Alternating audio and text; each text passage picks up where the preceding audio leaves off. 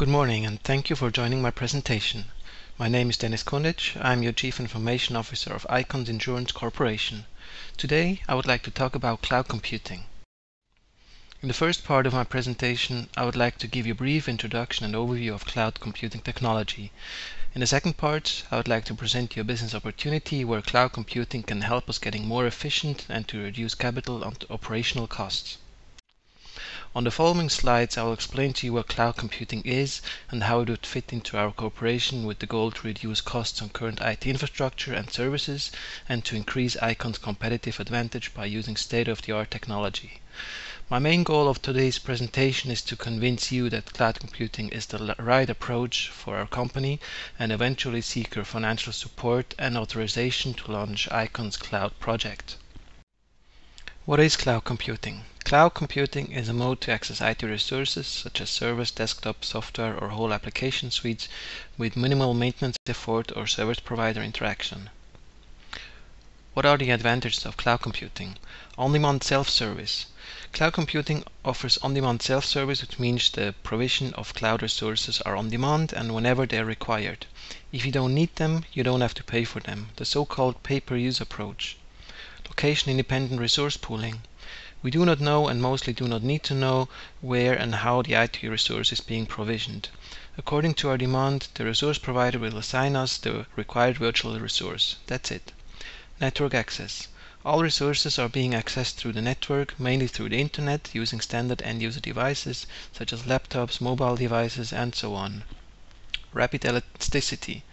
We can expand our IT capacities whenever we need more capacity and again scale them down when they are not required anymore. The advantage will allow us to get rid of our costly and high performance system which runs idle for most of the time. Measured service. Last but not least, the service provider will measure the provision of services, including billing, effective use of resources, or overall predictive planning. This will allow us to have full transparency over our costs and consumed services. Cloud computing offers three types of service classes. The software as a service class refers to applications which are running through the cloud. We all know those, for example, Google Mail, Facebook, Office 365, and so on. The second class is platform as a service. The cloud provider will assign us with the required platform where we can run our business-specific applications and services. The third class refers to virtual infrastructures such as servers, storage, firewall, and so on. All three classes can be deployed through different models of cloud computing. Private cloud means that there is no third-party service provider. In our case, our local IT services will manage and maintain the cloud. Public cloud is just the opposite. All IT resources are being provided through an external service provider. Public cloud resources are being accessed through the internet. Hybrid cloud is a mix of public and private cloud. This deployment method allows us to define which IT infrastructure stays in-house and which can be moved to a third-party provider. Before I continue, let me briefly give you an overview of what other companies, including our competitors, think about cloud computing. Based on a study from PricewaterhouseCoopers, most companies know the cloud technology. 93% of all surveyed cloud customers are satisfied with the cloud computing. 60% of all cloud customers know where the data is hosted. Every second firm sees cloud as an attractive option to focus on their core competencies. Software as a service is the most common form of cloud computing amongst corporations. Companies decided to introduce cloud to reduce operational cost, reduce investment cost, pay-per-use, enable location-independent working, quick time to market, focus on core competencies, and optimize capacities. As with every new technology that should make our lives easier, there are a few risks associated with cloud computing. It is important that we are aware of those risks, which in fact can be remediated with appropriate controls or contractual agreements. The major risks of cloud computing are shared access. This refers to multiple unrelated customers share the same computing resource. It's not just the risk of our private data accidentally leaking to other parties, but the additional risk of sharing resources. One flaw could allow another attacker to see all other data of other clients. Virtual exploits. All virtual machines hold every risk posed by physical machines. In this case, if the virtual infrastructure is not properly patched or maintained, it is prone to all sorts of vulnerabilities. Authentication, authorization, and access control. How does the vendor of choice manage data access rights? If not properly maintained, the data protection might be at risk. Availability. As a customer of public cloud provider, redundancy and fault tolerance are not under our control. Ownership. In certain scenarios, the customer is not the only owner of the data. The question is, who owns our data and what can the cloud provider do with it? Cloud visibility. We need to know where our cloud vendor stands in terms of availability or failures and the measures it takes to mitigate risks as compared to what our company alone could provide. Advantages and disadvantages of the different cloud deployment methods. Public cloud offers low cost, professional IT maintenance and is scalable, whereby disadvantages are security, data integrity, legal and compliance issues, and less direct control. Private cloud offers increased control, access and security, customization, ownership, and the infrastructure is not shared, whereby it is very expensive, it requires a lot of maintenance, highly trained staff is required, it introduces another layer of complexity, and it's mostly not a core competence of local IT.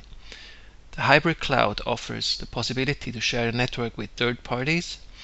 It increased flexibility and control and reduces cost, whereby it's again another layer of complexity and well-trained staff is required. As mentioned earlier, the second part of my presentation contains a business case how our corporation could benefit from the cloud computing technology. Taking all the advantages, disadvantages and risks into account, my recommendation for our company is to introduce a hybrid cloud approach. Why hybrid?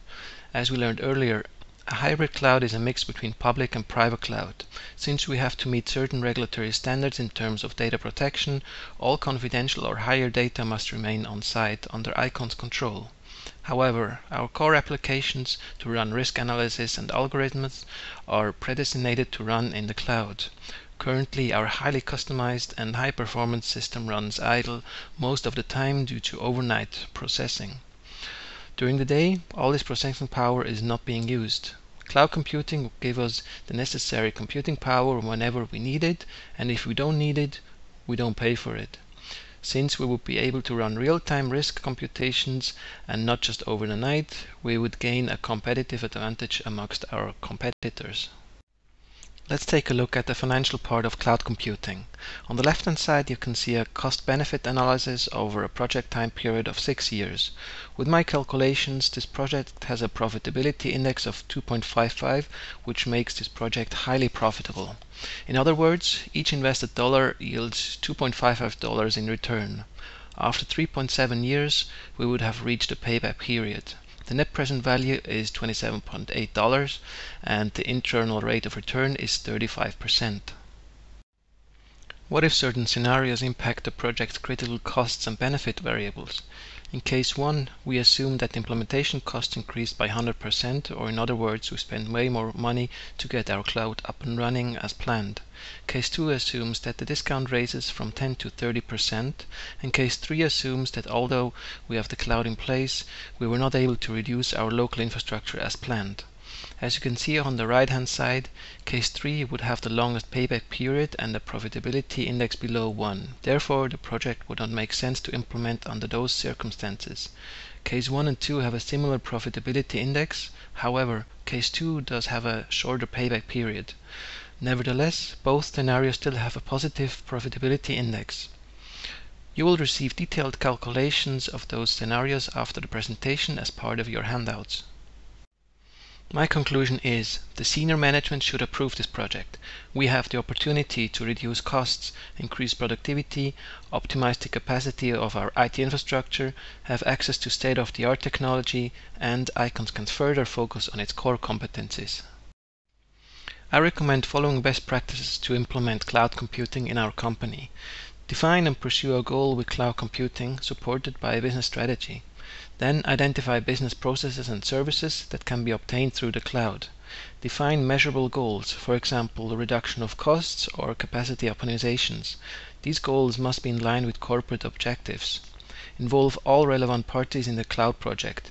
Important competencies lie within IT, however business representatives must be part of it, for example information security, data security, compliance, purchasing, finance, legal, and so on. Then identify and define a framework in terms of data security and integrity, compliance, technology, and legally binding contracts. Perform a gap analysis to identify areas that need to be addressed in order to enable cloud services for the firm. Then establish another cost-benefit analysis. At last step, a contractual and legal binding agreement in the form of a master agreement and service level agreement must be established between ICONS and a potential cloud service provider. Thank you very much for your time, and I look forward to hearing from you.